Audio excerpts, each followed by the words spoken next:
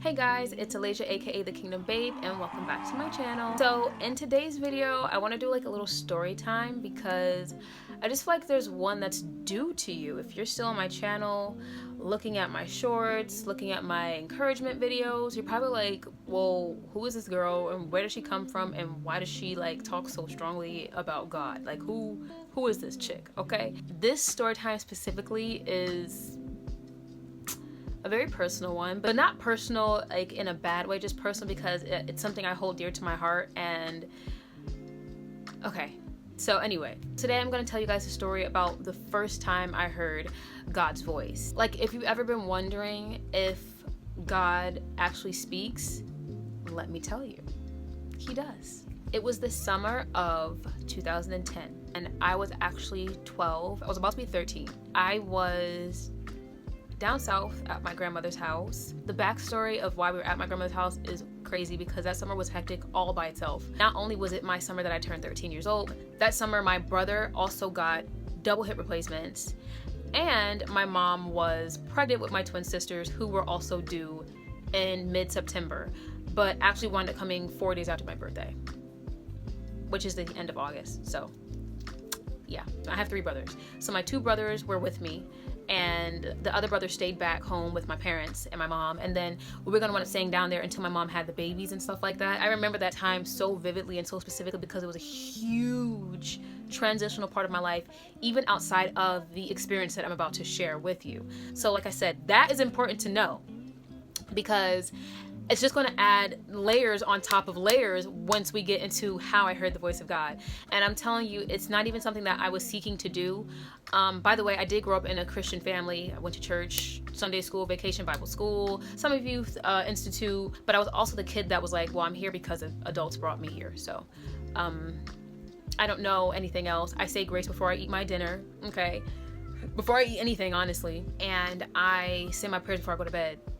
We know the real reason for the season when it's Christmas time, and we know that Easter is not about the Easter bunny. We know it's Resurrection Sunday. So there's a lot of different things that, of course, I grew up knowing these things, but to hear God's voice and at a very like precious age is very crazy. So setting, I am at my grandmother's house. I'm in my room, and it was one day that I was asleep, and it was early in the morning, like early in the morning. And it was only me, my 2 brothers, and my grandparents, my grandmother and my grandfather. Now my grandfather at the time, I know I like kept saying my grandmother. My grandfather had dementia. So he was very much so like there, but not there, if that makes sense.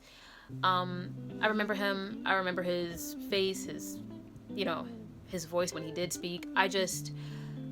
Anyway, the only person who would have been vocal and able to call for me would have been my grandmother. So that's why I kept mentioning her. But I was sleeping and then I heard someone call my name. And so I'm like, like I literally think somebody's just calling me, and I'm thinking it's my grandmother. Because the voice, strangely enough, in my sleep, I could tell the voice held authority, but I'm just immediately assuming it's my grandmother, like I said. I can't really decipher if it's a man or a woman. I don't know how that works, but whatever. So I say, and nothing happens. And then the voice called me again, but this time it was more like loud and like, stronger. So I'm like, yes. Like, my eyes are still closed, by the way. I have not opened them yet. I'm like, yes. And I look around my room. I finally do open my eyes. I look around my room and the sun's up. It's really bright in the room. So I'm like, but it's like a different kind of bright. I've had many mornings in this room. I know what it looks like when the sun comes up. I know what it's like when the warm, when the room gets warm from the sun. So I'm like, why does it look like that? Like, why does the room look like, I don't know. I couldn't explain it. It just looked really vivid, like very colorful. Like the sunlight was more than just sunlight. It was weird. I don't know how to explain that as far as the visuals, but so I look around the room. I'm like, nobody's here. Like, what? And the voice was very close. So it made me think my grandmother had walked into my room. But when I looked at my door was still fully shut. My grandmother is also very soft-spoken. She's not a loud individual. So I don't it would have been rare for her to call for me, like from a distance, unless something was going on, I assume. But again, in my 12-year-old mind, I'm thinking it has to be her, because who else is calling me? I don't, there's nobody in here. And if there is, it's gonna be her. It's not even gonna be Jabo, which is my granddad's name. It's not gonna be Jabo because he doesn't like talk. So what's going on? So I look around the room, like the TV's not on. I'm like, so what's happening? Long story short, now I'm feeling a little restless because I feel something in my spirit. And at the time, I can't even call it my spirit because I don't know that's what this is. But I feel led to get up out of my bed because I'm like, wait, what if something's going on? Like, what if something's happening? Like, I need to make sure everything's okay.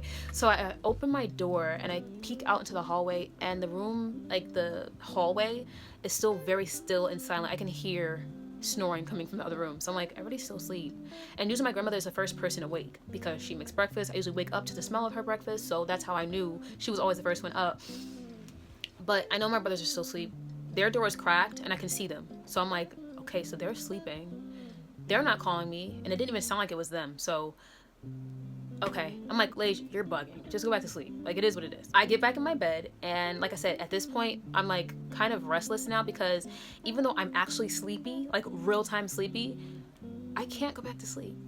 So I just try to lay there and fall asleep. I don't know how to explain it. Like, my innermost parts were awake, but my eyes are tired, my brain is tired. Like, I don't have anything else. Like, I want to go to sleep, but I can't. My spirit is like jumping up and running around. That's what it felt like. I would say like another like 10 minutes later, I'm laying, I have my eyes closed, and I feel like I'm finally about to drift off to sleep, right? And I hear somebody call my name again. And it's like, Alasia, like, and it's like right here, like right here. I sit up and my eyes are open and I say yes, full voice, clear, no mumbling, no murmuring, just yes. I say yes, and gosh, I'm gonna start crying trying to explain the story. Okay, wait, but it's 7:12 a.m. and I say yes, and the room still looks funny. It looks not funny in a bad way, but just very vivid. The sunlight is very thick. There's like a thickness to the sunlight that I can't explain. I'll have to show you what I mean, and you would have to be in my body and see it. I wish I could show you, but I can't. So I hear the voice say again, come to me. And I'm like, and I kid you not, the voice then spoke again and said, come, get up, and come to me. So I was like, so meanwhile, now I'm feeling like paralyzed. Like, I can't move, and I'm like, oh my gosh, what's happening? Am I hearing a voice that I can't see? Is there not a person in here talking to me? Because whoever it is, the voice is so loud, but it's not like the person is yelling. It's a really weird thing, like, I'm telling you.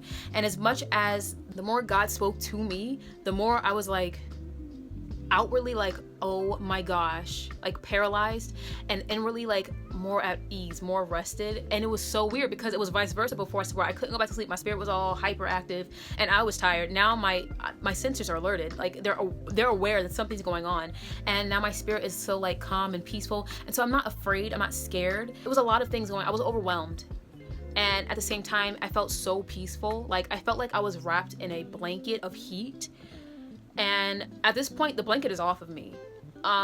And so I'm like, okay. And it was very warm around my head and around my arms. So at this point, there was a switch. There was a sudden understanding of everything that was going on at that moment. The feeling I felt in the room was a familiar feeling, but I had never like had this happen to me before. So how could I understand what this feeling feels like if this is the first time I've ever experienced this?